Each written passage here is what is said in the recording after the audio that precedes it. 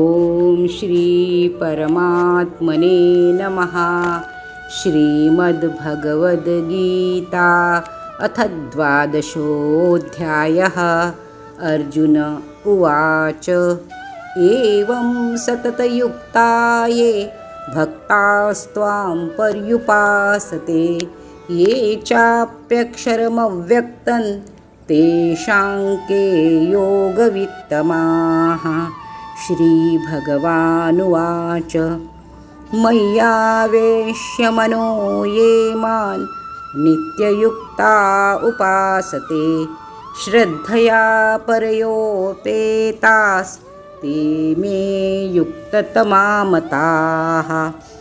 ये त्वक्षरमनिर्देश्यम् अव्यक्तं पर्युपासते सर्वत्र गमचिन्त्यं च कूटस्थमचलं ध्रुवं सन्नियम्येन्द्रियग्रामं सर्वत्र समबुद्धयः ते प्राप्नुवन्ति मामेव सर्वभूतहिते रताः। क्लेशोऽधिकतरस्तेषाम् अव्यक्तासक्तचेतसाम् अव्यक्ता हि गतिर्दुःखं देहवद्भिरवाप्यते। ये तु सर्वाणि कर्माणि मयि सन्न्यस्य मत्पराः अनन्येनैव योगेन मां ध्यायन्त उपासते तेषामहं समुद्धर्ता मृत्युसंसारसागरात्। भवामि न चिरात् पार्थ मय्यावेशितचेतसां मय्येव मन आधस्त्व मयि बुद्धिं निवेशय निवसिष्यसि मय्येव अत ऊर्ध्वन्न संशयः। अथ चित्तं समाधातुं न शक्नोषि मयि स्थिरम् अभ्यासयोगेन ततो मामिच्छाप्तुं धनञ्जय। अभ्यासेऽप्यसमर्थोऽसि मत्कर्म परमो भव मदर्थमपि कर्माणि कुर्वन् सिद्धिमवाप्स्यसि। अथैतदप्यशक्तोऽसि कर्तुं मद्योगमाश्रितः सर्वकर्मफलत्यागं ततः कुरु यतात्मवान्। श्रेयो हि ज्ञानमभ्यासाच् ज्ञानाध्यानं विशिष्यते ध्यानात् कर्मफलत्यागस्त्यागात् शान्तिरनन्तरम्। अद्वेष्टा सर्वभूतानां मैत्रः करुण एव च निर्ममो निरहङ्कारः समदुःखसुखः क्षमी सन्तुष्टः सततं योगी यतात्मा दृढनिश्चयः। मय्यर्पितमनो बुद्धिर्यो मद्भक्तः स मे प्रियः। यस्मान्नो द्विजते लोको लोकान्नो द्विजते च यः हर्षामर्षभयोद्वेगैर्मुक्तो यः स च मे प्रियः। अनपेक्षशुचिर्दक्ष उदासीनो गतव्यथः सर्वारम्भपरित्यागी यो मद्भक्तः स मे प्रियः। यो न हृष्यति न द्वेष्टि न शोचति न काङ्क्षति शुभाशुभपरित्यागी भक्तिमान्यः स मे प्रियः। समशत्रौ च मित्रे च तथा मानापमानयोः शीतोष्णसुखदुःखेषु समसङ्गविवर्जितः। तुल्यनिन्दास्तुतिर्मौनी सन्तुष्टो येन केनचित् अनिकेतस्थिरमतिर्भक्तिमान् मे प्रियो नरः। ये तु धर्म्यामृतमिदं यथोक्तं पर्युपासते श्रद्धाना मत्परमा भक्तास्तेऽतीव मे प्रियाः। ॐ तत्सदिति श्रीमद्भगवद्गीतासु उपनिषत्सु ब्रह्मविद्यायां योगशास्त्रे श्रीकृष्णार्जुनसंवादे भक्तियोगो नाम द्वादशोऽध्यायः। ॐ श्रीकृष्णार्पणमस्तु। श्रीमद्भगवद्गीता अध्याय 12।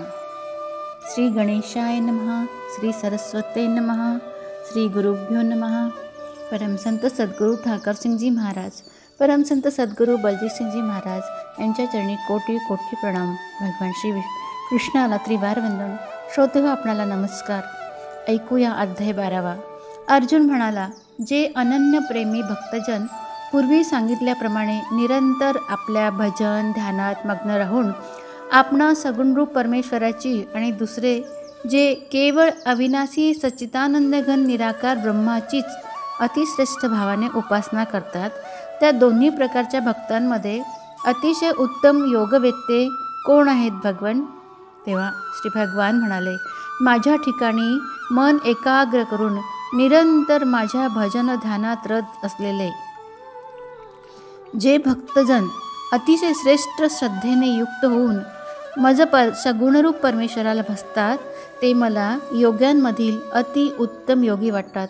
परंतु जे पुरुष इंद्रिय समूहाला चांगल्या प्रकारे ताब्यात ठेवून मन बुद्धीच्या पलीकडे असणाऱ्या सर्वव्यापी अवर्णनीय स्वरूप आणि नेहमी एकरूप असणाऱ्या नित्य अचल निराकार अविनाशी सच्चिदानंदघन ब्रह्माची निरंतर ऐक्य भावनेने ध्यान करीत उपासना करतात, ते सर्व प्राणीमात्रांच्या कल्याणात तत्पर आणि सर्वांच्या ठिकाणी समान भाव ठेवणारे योगी मलाच येऊन मिळतात।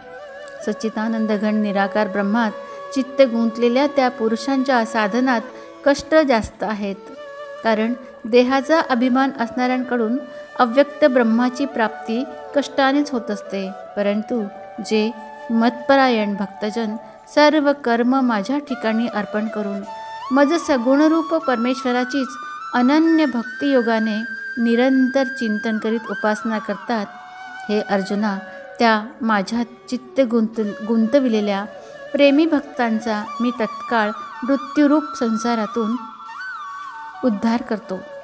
माझ्यातच मन ठेव, माझ्या ठिकाणीच बुद्धी स्थापन कर, म्हणजे मग तू माझ्यातच राहशील, यात मुळीच शंका नाही। जर तू माझ्यात मन निश्चल करायला समर्थ नसशील तर हे अर्जुना, अभ्यासरूप योगाने मला प्राप्त होण्याची इच्छा कर। अभ्यासरूप योग म्हणजे कोणता?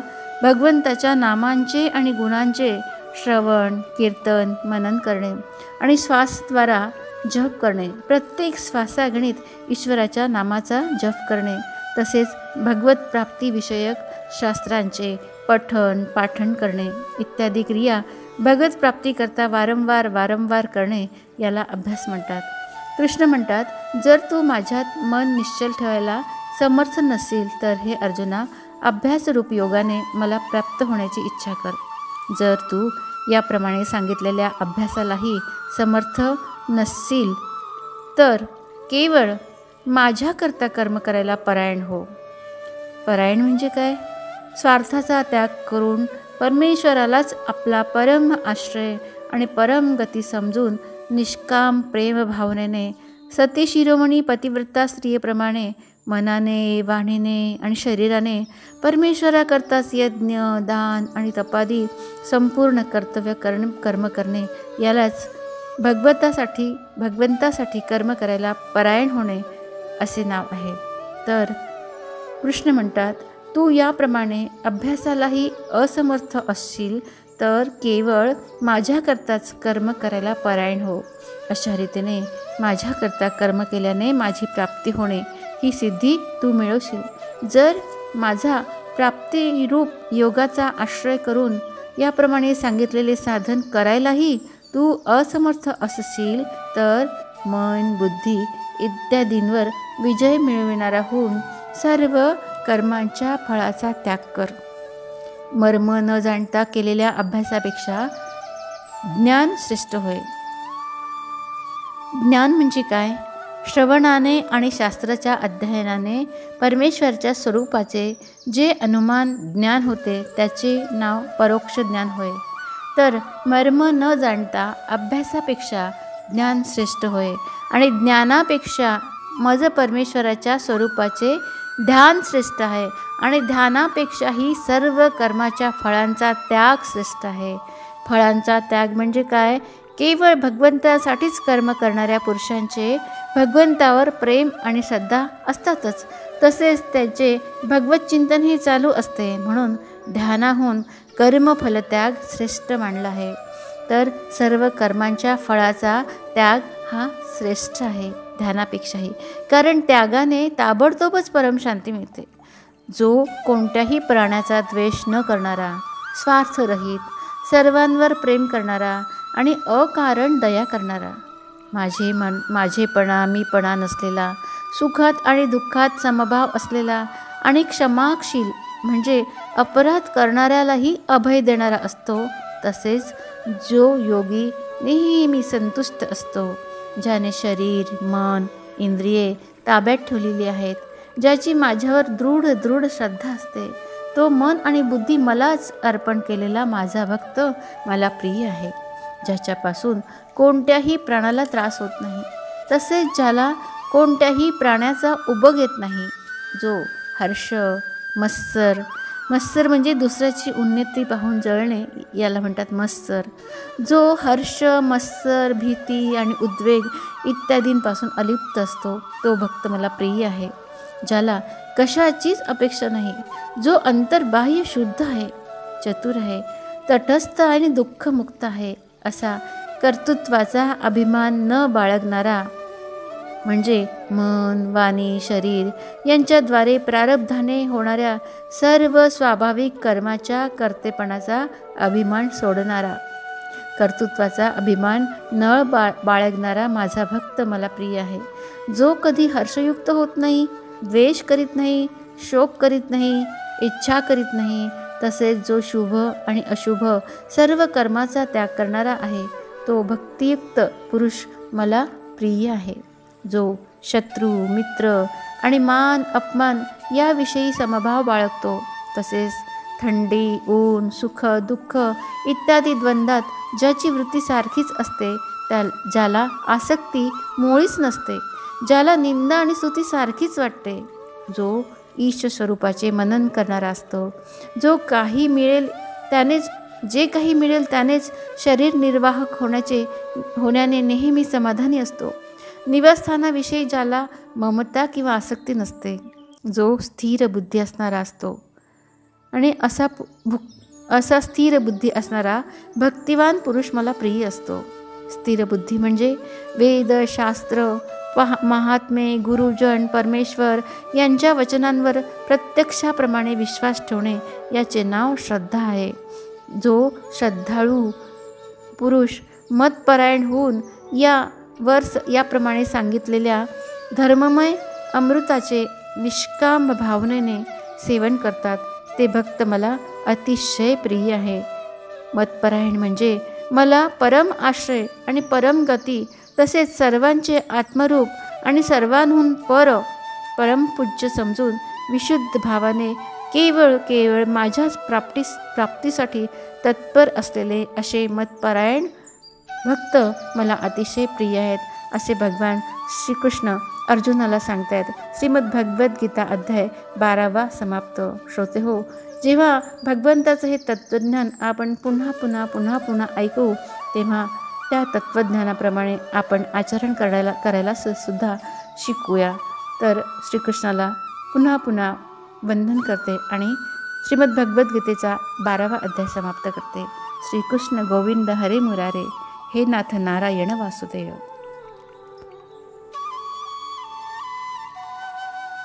श्रीमद भगवद्गीता महात्म्य अध्याय 12. श्री गणेशाय नमः. श्री सरस्वते नमः. श्री गुरुभ्यो नमः. परमसंत सद्गुरू ठाकरसिंगजी महाराज, परमसंत सद्गुरू बलजीतसिंगजी महाराज यांच्या चरणी कोटी कोटी प्रणाम. भगवान कृष्णाच्या चरणी त्रिवार वंदन. श्रोते हो, आपल्याला नमस्कार. श्री महादेव म्हणाले, पार्वती, दक्षिणेला कोल्हापूर नावाचे एक शहर आहे. ते सर्व प्रकारच्या सुखांचा आगर आहे. सिद्ध महात्म्यांचे निवासस्थान आणि सिद्धी प्राप्त करून देणारे पवित्र क्षेत्र आहे. पराशक्ती भगवती लक्ष्मीचे ते मुख्य पीठ आहे. सर्व देवता तिची सेवा करतात. पुराणात प्रसिद्ध असणारे हे कोल्हापूर तीर्थक्षेत्र भोग आणि मोक्ष देणारे आहे. तेथे कोट्यावधी तीर्थे आणि शिवलिंगे आहेत. रुद्रगयाही तेथेच आहे. हे नगर लोकांना अतिशय प्रसिद्ध आहे. एके दिवशी एक तरुण राजकुमार तेथे गेला. त्याचा रंग गोरा, डोळे कमळासारखे सुंदर, मान शंखासारखी, खांदे पुष्ट, रुंद छाती आणि बाहू लांब सडक होते. शहरात प्रवेश करताच चहूकडे महालांची शोभा पाहत तो महादेवी श्री महालक्ष्मीच्या दर्शनासाठी उत्कंठित होऊन मणिकर्णिका तीर्थात स्नानासाठी गेला. स्नान करून त्याने पितृतर्पण केले. नंतर मंदिरात जाऊन महामाया महालक्ष्मीला नमस्कार करून त्याने तिची भक्तिभावाने स्तुती करण्यास प्रारंभ केला. राजकुमार म्हणाला, जिच्या अंतःकरणात अमाप दया आहे, जी सर्व कामना पूर्ण करणारी आहे, तसे जिच्या केवळ कटाक्षाने साऱ्या जगाची उत्पत्ती स्थिती आणि लय होतात, त्या जगन्माता महालक्ष्मीचा जय जयकार असो.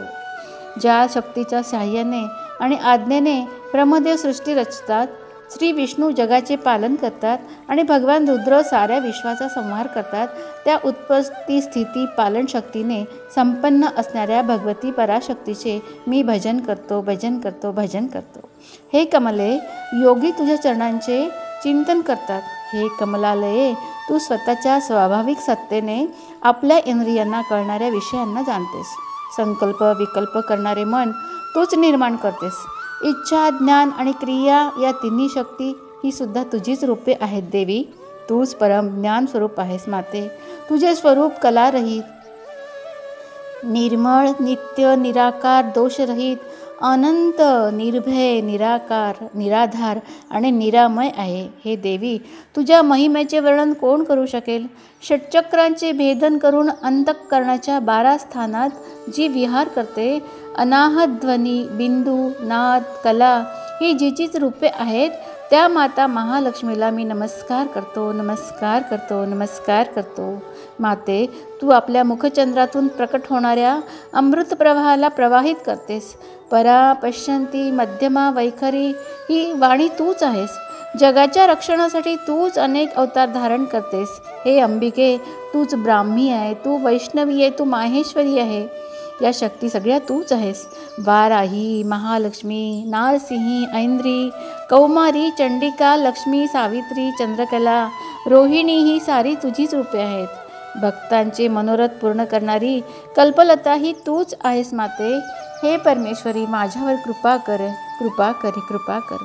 अशी स्तुती केल्यावर प्रसन्न झालेली भगवती महालक्ष्मी प्रत्यक्ष स्वरूपात प्रकट होऊन म्हणाली, राजपुत्रा, मी तुझ्यावर प्रसन्न झाले आहेत.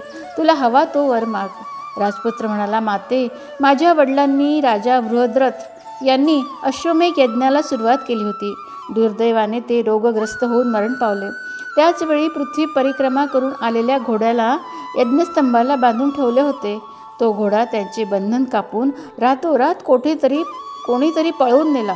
त्याच्या शोधासाठी मी काही सैनिकांना पाठवले होते, परंतु त्यांना तो न सापडल्याने ते रिकाम्या हाती परत आले.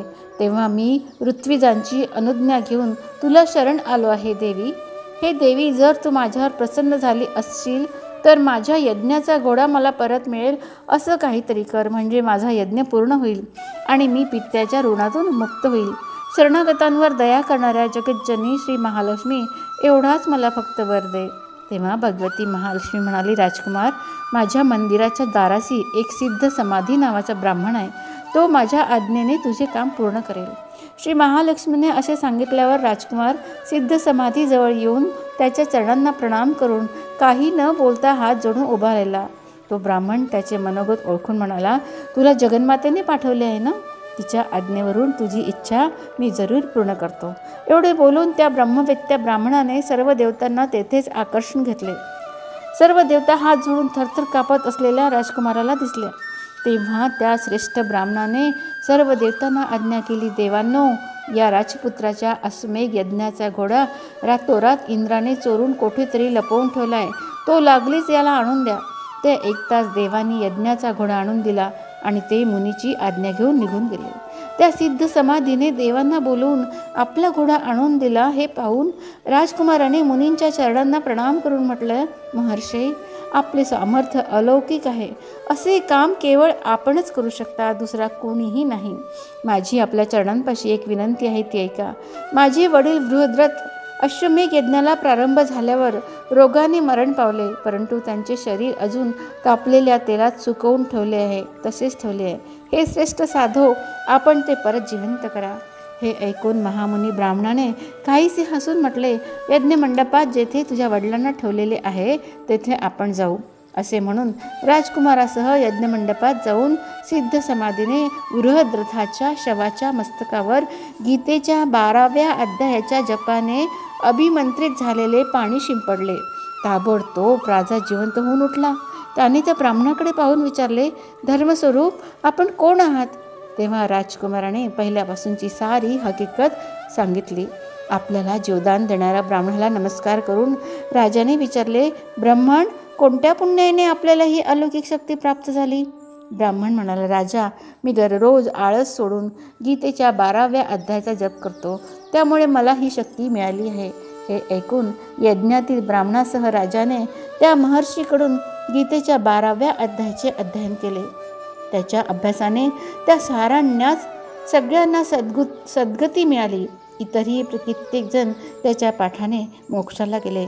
असे आहे भगवद्गीतेच्या 12व्या अध्यायाचे महात्म्य. श्रोतेहो, आपण खरंच भगवद्गीतेच्या 12व्या अध्यायाचं जरूर पठण करायला हवं, म्हणजे श्री भगवंताची कृपा, कृष्णाची कृपा आपणा सर्वांवर जरूर होईल. जय जय रामकृष्ण हरी. जय जय रामकृष्ण हरी. जय जय रामकृष्ण हरी.